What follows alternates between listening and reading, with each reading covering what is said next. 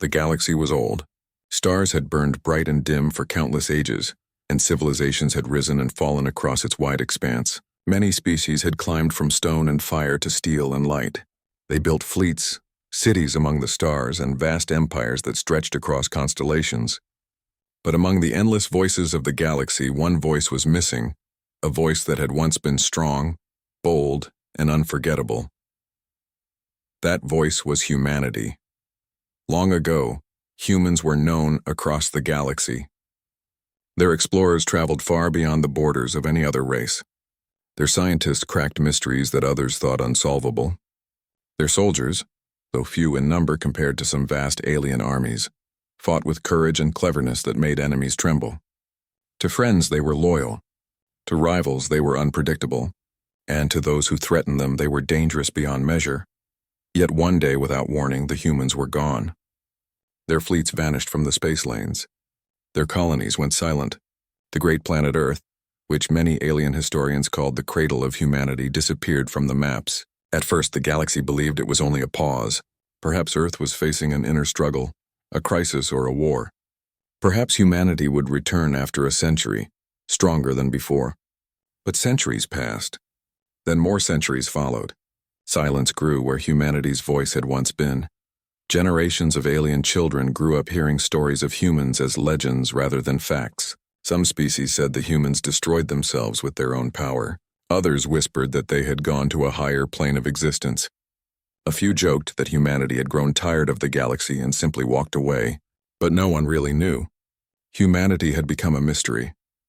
On a quiet archive world called Rhinar, far from the busy trade routes, a young alien named Kale searched through forgotten records.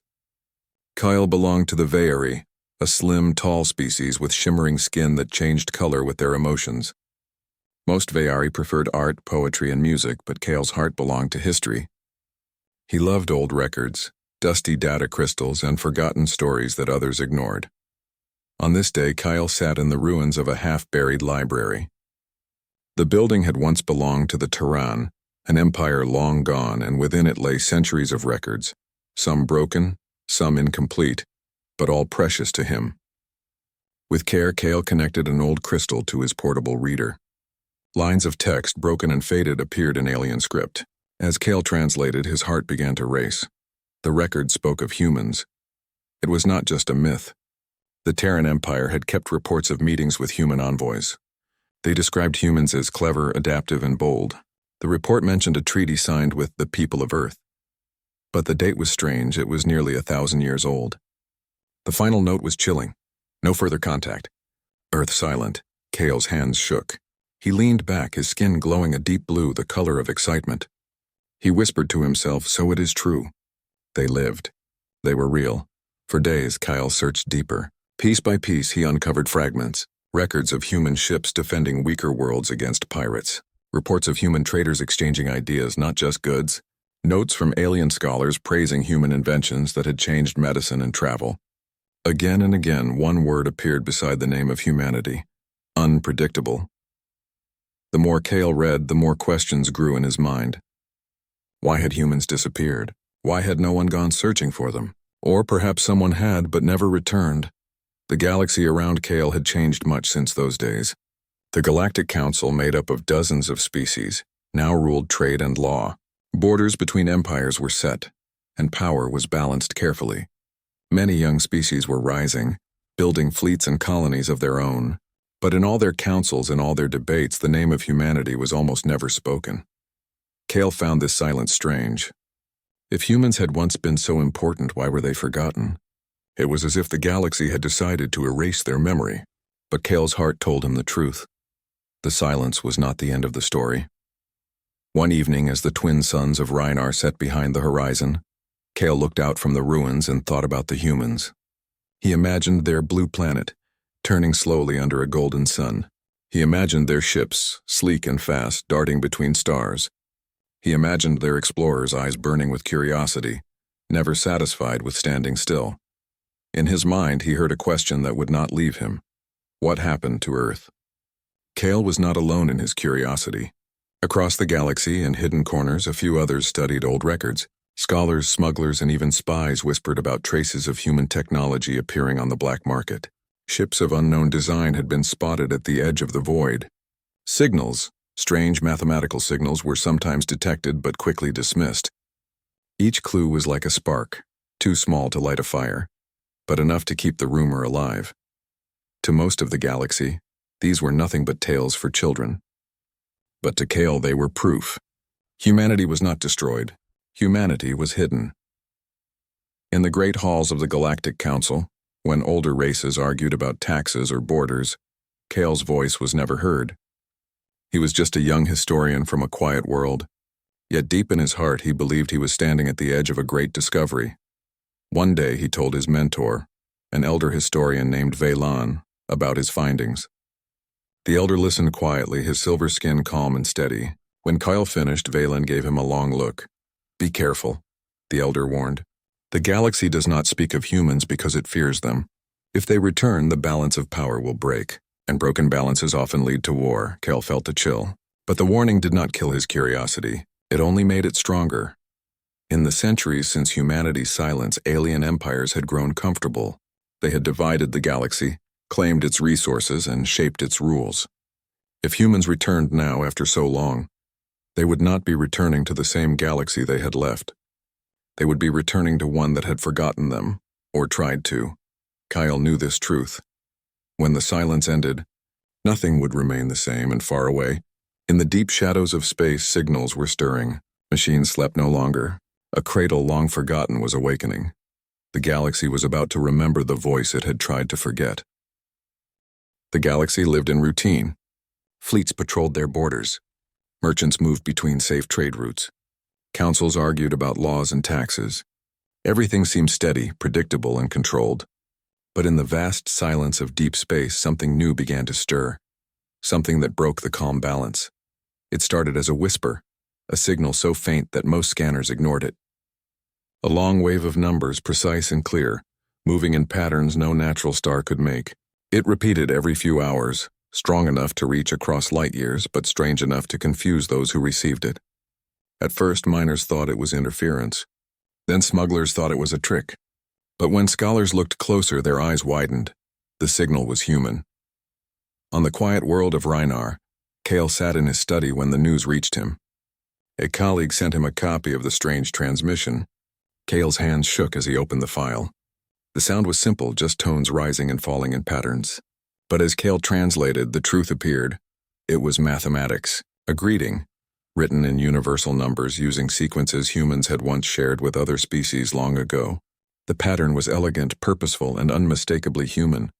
Kyle leaned back, his skin glowing bright silver with shock. His heart raced. For years he had searched ancient archives, reading only fragments of the past, and now proof was before him. The silence was ending. The Galactic Council reacted quickly. The signal caused unrest in every chamber. Ambassadors argued late into the night. Some called it a ghost, a trick from pirates. Others warned it was dangerous. If humanity was alive, then they might return with power beyond imagination.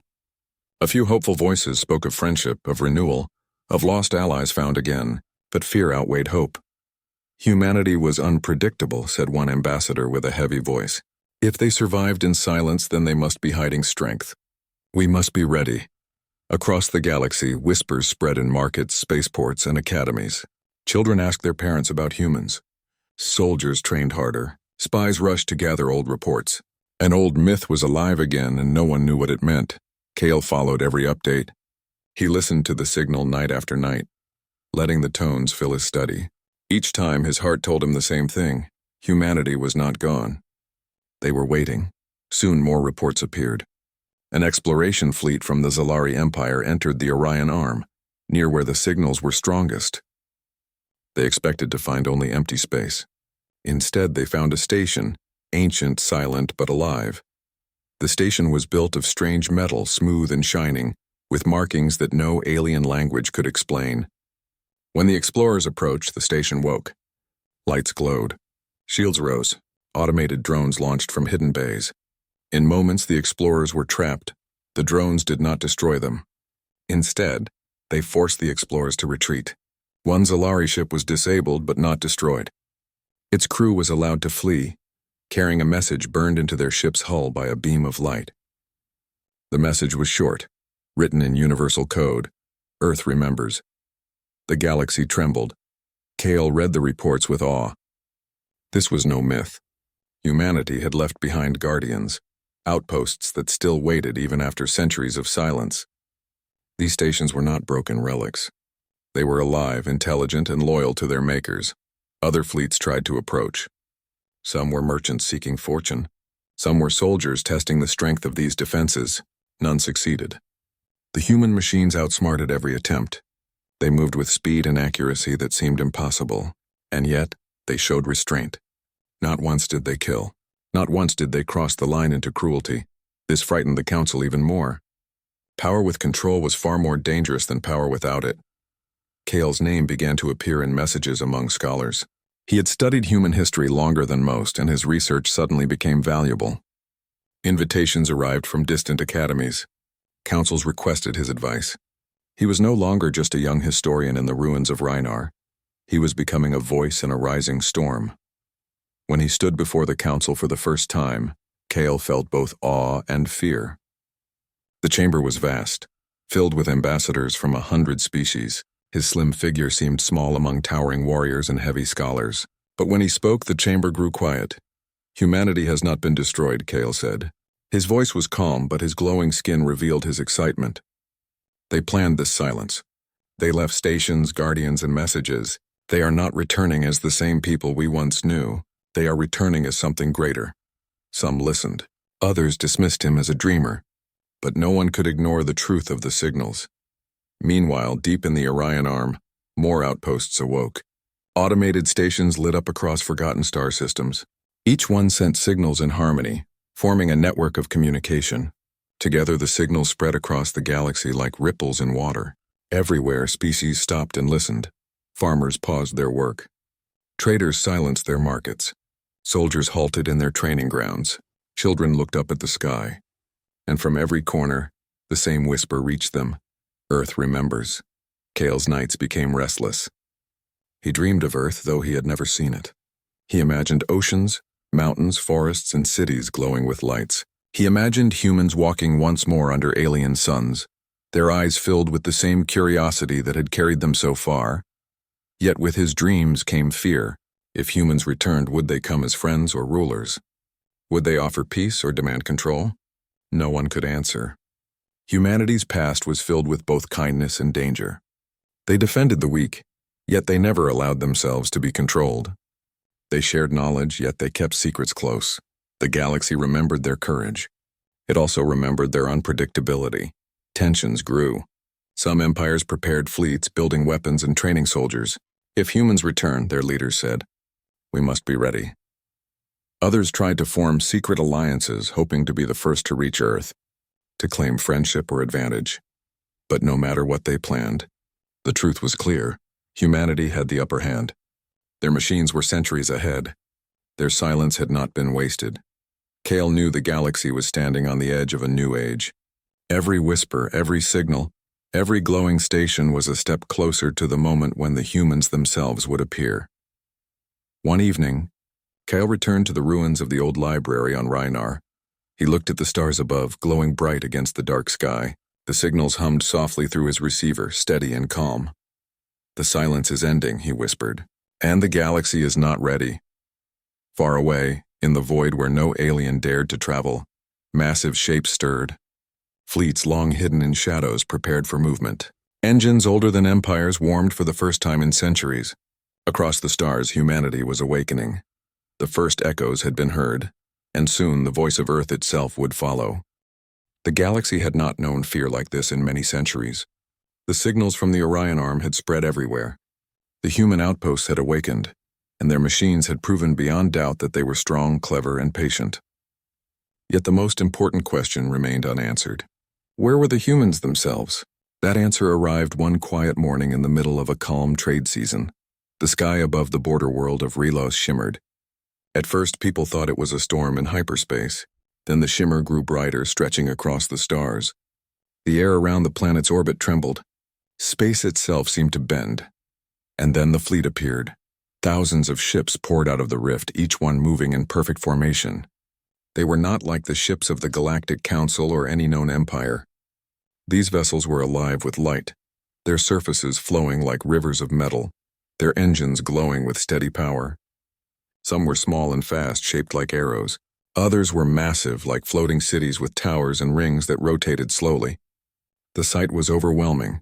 For centuries, the galaxy had grown used to the idea that humans were gone. Now they returned, not as scattered survivors, but as a fleet that looked unstoppable. On Rhynar, Kyle received the news at once. He rushed to the communication hall where 100 scholars and leaders had gathered. The broadcast filled the chamber, images of the fleet arriving, their shadows falling across the planet Raylos. The crowd was silent. Kale's heart beat so fast he thought it might burst. His skin glowed deep silver mixed with pale blue, a color of both awe and fear. "They are here," he whispered. "The humans are here." The council called an emergency meeting.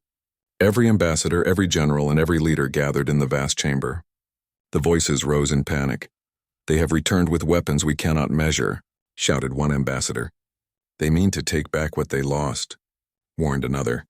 "They defended their stations without killing," said a calmer voice. "Perhaps they come in peace." But peace was hard to imagine when faced with such overwhelming power. Meanwhile, the human fleet made no sudden moves. They held their formation in orbit above Raylos, silent but steady. Then, without warning, a single message was sent out across every frequency, translated into every language known to the galaxy. It was short. "We are the people of Earth. We have returned. No threats. No demands." Just a simple declaration. Across the galaxy, silence followed. On distant colonies, children asked their parents what it meant. On military ships, commanders waited for orders, their hands tight on the controls. In hidden corners, smugglers whispered about profit or ruin. Everyone knew history was being written at that very moment. On Raylos, the people looked up at the sky and saw human ships blotting out the stars. Some were afraid. Others felt hope. A few even cheered, as if an old protector had come back. Kale could not stay silent. He spoke again before the council. "They do not speak like conquerors," he said. "Their first words are not threats. They say only who they are. Humanity has not come to beg or to hide. They have come to stand, and we must decide how to answer." But fear ruled many voices in the chamber. Old stories of human unpredictability filled their minds. Some demanded the fleet be challenged. Others warned that a single mistake could destroy them all. The council could not agree. Back above Raylos, the human fleet began to move. Not to attack, but to reveal. Their largest ship, a colossal vessel shaped like a crescent moon, opened its bays. From within, smaller ships emerged, glowing with soft white light.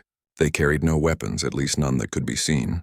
Instead, they descended gently to the surface of Raylos.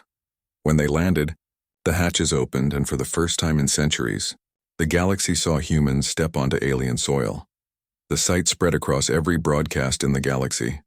The humans looked almost the same as the old records described. Two-legged, two-armed, eyes bright with sharp intelligence. But there were differences. Their clothing shimmered with strange energy, almost like armor, yet graceful as cloth. Their movements were precise, calm, and steady. Their eyes held a depth that was unsettling, as if they had seen things no one else could imagine. The leader among them stepped forward. His voice was strong, yet not harsh. "People of the galaxy," he said, "we are the children of Earth. We do not come to rule nor to destroy. We return to the stars as our right, and we seek balance. We have been silent, but silence is not death. We lived, we grew, and now we come home." Those words shook the galaxy.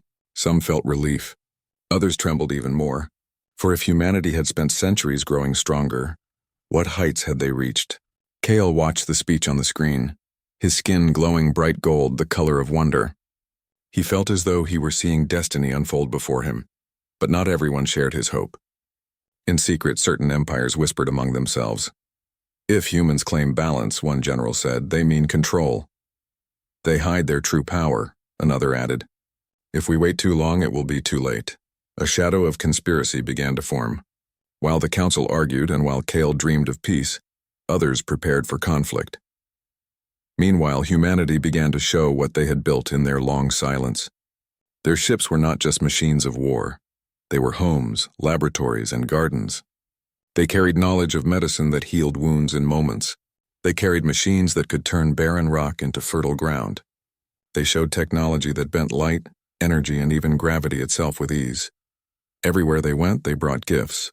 And yet with every gift came fear. For who could resist people who could heal the sick, feed the hungry, and defend with unstoppable strength? On Renar, Kale spent long nights writing reports. His notes spoke of a truth he could not ignore. Humanity was not returning as one power among many. They were returning as a force the galaxy would have to follow or resist. He wondered what path they would choose. Would they lead with kindness or with command? Would the galaxy join them or fight them? One night, Kale dreamed again. He saw Earth itself, glowing blue and green under a bright sun. He saw fleets rising from its skies, carrying humans to the stars once more. He saw the galaxy bending around them, like rivers bending to the sea. When he woke, he whispered the words that echoed in his mind. The cradle has returned to claim its children. The human fleet remained above Relos, calm and steady. Their leader's words continued to echo across the stars. We are the people of Earth. We have returned. And in the hearts of every race, one truth grew stronger. The balance of the galaxy had been shattered. Humanity had not come to beg for a place. They had come to take their place by right. The silence was truly over. The galaxy had lived with fragile peace for many generations. Each empire held its borders, and the Galactic Council worked as a bridge between rivals. Trade moved across star lanes. Soldiers trained but rarely fought, and most people believed the balance would last forever. But that balance was broken the moment humanity returned. Above the world of Raylus, the human fleet remained steady. They did not attack. They did not demand. They only spoke. Their message carried across every frequency. We are the people of Earth. We have returned. For some, these words were a beacon of hope. For others, they were a warning of danger. Fear spread faster than any starship. In the council chambers, the debates grew louder. One ambassador struck the table with a heavy fist. They claim peace, but look at their ships. They are weapons in themselves. If humanity wished for balance, they would have returned with fewer fleets, not thousands of them. Another ambassador, calmer but firm, replied, You fear their strength because you remember their past. But remember also their kindness. Old records tell of humans protecting weaker worlds. They are dangerous, yes, but not without reason. The chamber divided.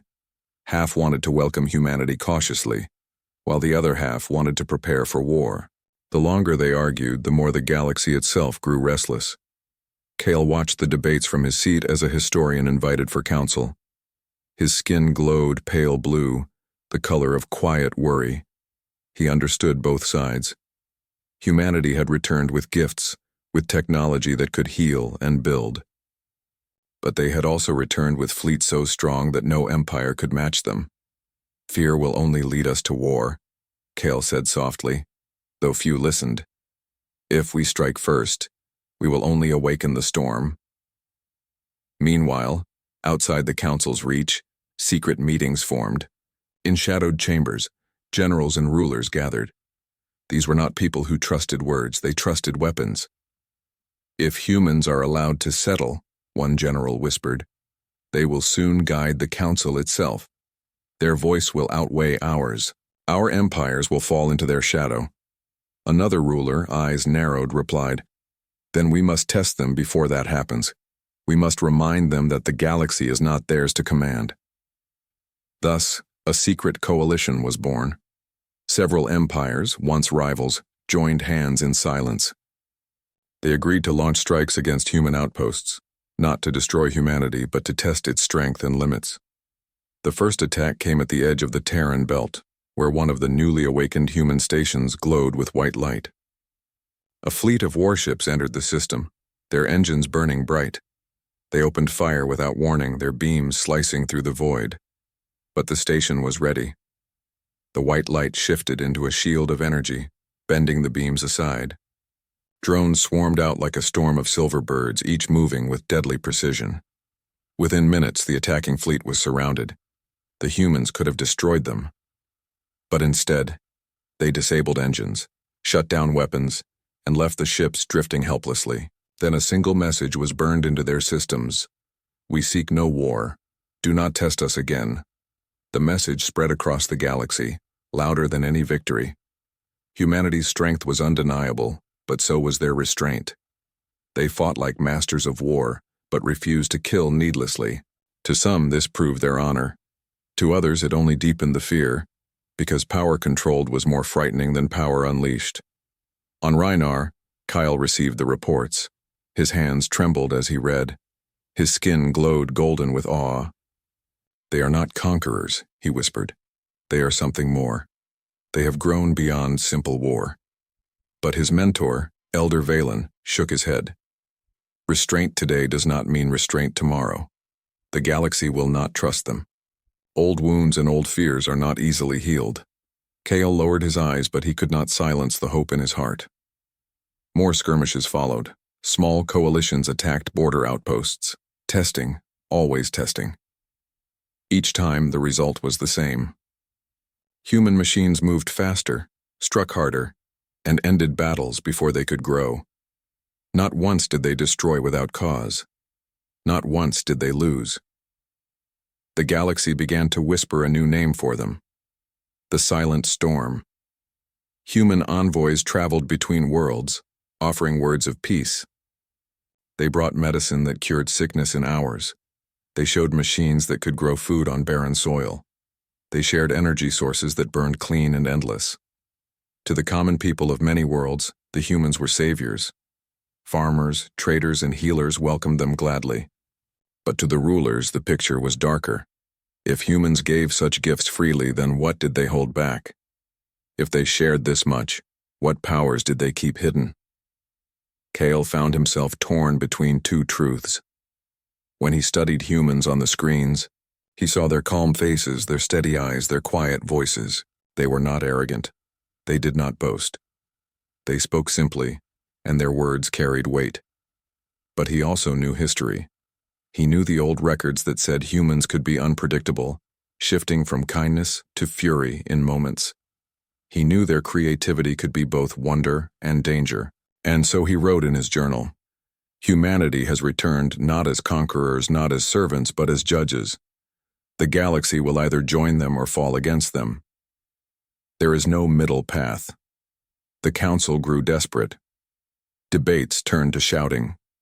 Some begged humanity to join the council as equals.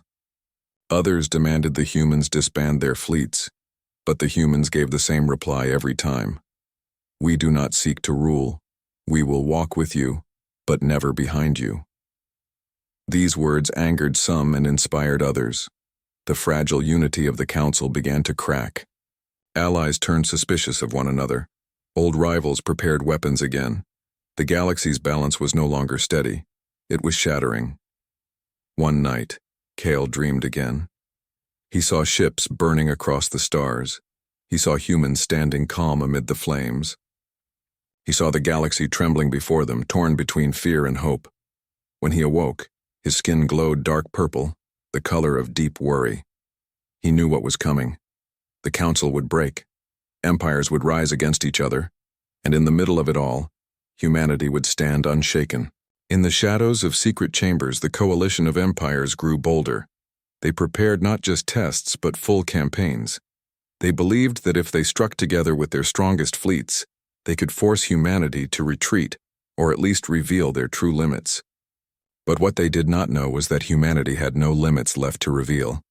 Above Relos, the fleet remained calm as always.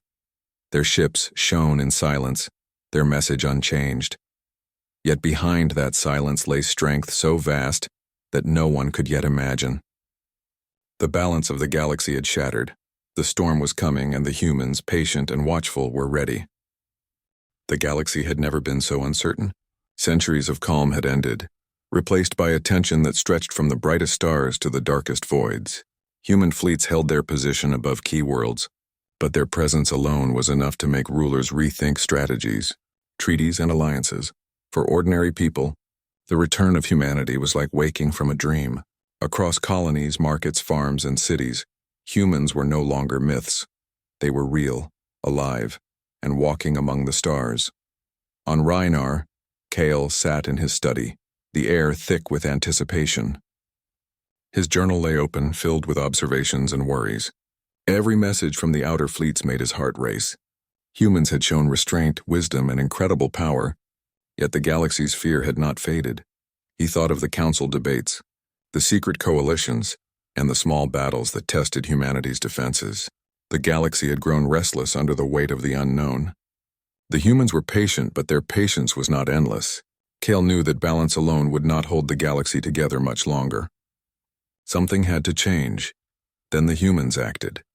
In the largest assembly ever held by the Galactic Council, representatives of nearly every major empire gathered. The chamber was immense, stretching hundreds of meters into the sky, lined with lights and banners from countless species. The tension was palpable. Some leaders held their weapons close. Others whispered frantic instructions to spies and aides, and then the humans arrived. They did not march in with fleets, nor did they demand seats at the council. They entered quietly, their steps measured, their posture calm. Yet their presence alone commanded attention. For the first time in centuries, humans spoke to the galaxy not as a rumor, not as a story, but as equals, yet with an authority that could not be ignored. The leader, tall and composed, stepped forward. His eyes scanned the assembly, taking in every gesture, every whisper, every doubt. "People of the galaxy," he began, his voice steady and clear. "For centuries we have been silent. We withdrew not out of fear, but to grow, to learn, to prepare. Now we return, not to rule, not to conquer, but to walk among you once more. We come as partners, allies, and protectors of a galaxy that is greater than any one of us." The chamber was silent. Even those who had prepared for war felt their words caught in their throats. Humans did not threaten. They did not boast. Yet there was a power in their calmness that made every leader pause and reconsider. Kale's skin glowed deep blue as he watched. He felt awe mixed with hope. After decades of searching ancient records and studying humanity's past, he realized the truth. Humans had returned not to dominate, but to guide. They had learned the lessons of restraint, the value of cooperation, and the strength of unity. Across the galaxy, humans began to show what that meant in practice. On dozens of border worlds, they deployed fleets not to attack but to rebuild. They repaired damaged cities, restored failing ecosystems, and shared knowledge that healed sicknesses and renewed barren lands. Machines that once seemed impossible now worked with simplicity and precision. Crops flourished where soil had long been empty. Energy flowed clean and abundant. Communication networks connected isolated planets, and everywhere humans went, fear slowly turned into awe, and then into trust. Yet there were those who resisted. Some empires refused to acknowledge human leadership. Secret coalitions plotted, believing that if they struck first, they could challenge the new order. Skirmishes still erupted at the edges of the galaxy, but each time humans responded with precision, avoiding destruction while demonstrating their strength. It became clear, humanity did not fight for glory. They fought to protect the galaxy, and in doing so, they gained more than allies. They earned respect. Kale traveled to several worlds as part of the Council's observation team. He saw humans standing side by side with alien leaders, exchanging ideas, helping with construction, and even learning from other cultures. They were curious, respectful, and disciplined. They shared their knowledge freely, but never imposed it. On one planet, he watched a human scientist demonstrate a water purification system to an alien village. Children ran through the clean streams, laughing while elders nodded in wonder. No one demanded obedience, yet every observer could feel the quiet authority of the humans. "This is what power should look like," Kyle wrote in his journal. "Not force, but wisdom. Not fear, but guidance. Humanity has returned not to rule, but to inspire." The Galactic Council, after weeks of discussion, reached a historic decision. They invited humans to join as advisors and partners in shaping the galaxy's future. No single empire had control. No vote could outweigh the voice of cooperation. Humanity accepted not to dominate, but to ensure fairness, peace, and progress. Kale watched as humans spoke to each empire individually, resolving disputes, offering solutions, and teaching strategies that emphasized cooperation rather than conquest. Slowly, the galaxy began to see what humans had known all along. Strength is not measured in fleets or weapons, but in the courage to unite, the wisdom to restrain, and the patience to guide. Meanwhile, old rivalries began to fade. Some empires that had resisted humans most fiercely found themselves inspired by their restraint and generosity. Alliances shifted from fear-based power struggles to cooperation-based partnerships. Trade flourished. Research accelerated. Knowledge was shared openly. Even former skeptics whispered to each other. Perhaps the myths were true. Humanity has returned stronger than we imagined. On Rhinar, Kale reflected on everything he had witnessed. From ancient archives to the first human signals, from secret fleets to council debates, he saw the galaxy's transformation unfold. The humans had not arrived with destruction or command. They had arrived with patience, wisdom, and vision. He wrote in his journal, "The silence has ended." Humanity has returned not as conquerors but as teachers, protectors, and guides. The galaxy will never forget this moment. And far away on the blue planet called Earth, humans prepared for a new chapter. Fleets rested in orbit, cities bustled with life, and voices, once silent for centuries, spoke in harmony. Humanity had grown beyond its old limits, but it had not lost its heart. They were explorers, innovators, and guardians. The galaxy, which had once feared their unpredictability, now followed their example. Old enemies became collaborators. New alliances formed. Children of countless species learned from human stories and human deeds. In the final moments of Part 5, Kale stood under the twin suns of Rhinar. He watched the stars above, many of them shining brighter now because of the humans' return. He whispered a simple thought: the cradle has returned, and with it, the galaxy begins anew. For the first time in centuries, the stars did not feel lonely. Humanity had come back, and the galaxy was alive with hope, strength, and possibility. The silence was gone. The age of humans had begun.